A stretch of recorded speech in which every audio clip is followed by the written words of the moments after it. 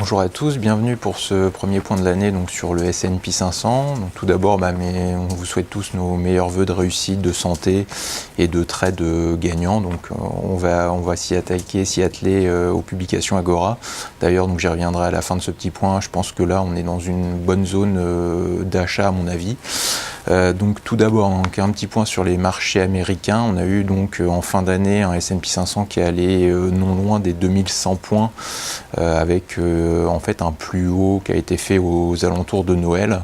Derrière, depuis la fin d'année, on a donc une baisse qui se met en place avec un S&P 500 qui aligne donc là, à l'heure où j'enregistre, une 5e séance de baisse d'affilée, donc avec des futurs qui sont attendus dans le rouge en ce mardi. On a eu notamment donc hier une assez forte baisse des marchés donc américains et encore plus européens. On a eu la conjonction de plusieurs facteurs, donc notamment de nouveau la chute du pétrole avec un WTI là qui est ce matin sous les $49. Donc le pétrole qui a entraîné à la baisse par la nouvelle flambée du dollar, donc la baisse de l'euro USD, toujours sur les craintes de la Grèce là, avec l'échec des votes qui ont eu lieu le mois dernier, donc le gros sujet de focus à suivre en fin de mois. On a également eu aux États-Unis une note de Goldman Sachs qui a un petit peu mis le feu aux poudres. En synthèse, on a un analyste qui estime que le marché américain est un peu cher là sur le début d'année, avec un consensus selon lui trop optimiste.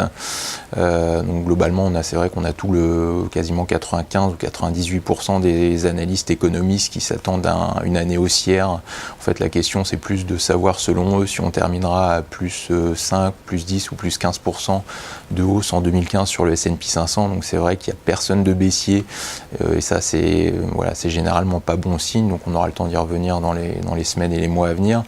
Mais en tout état de cause, donc on a eu cette conjonction de facteurs qu'on conduit à une assez nette baisse hier, avec un CAC donc qui revient ce matin sous les 4100 points.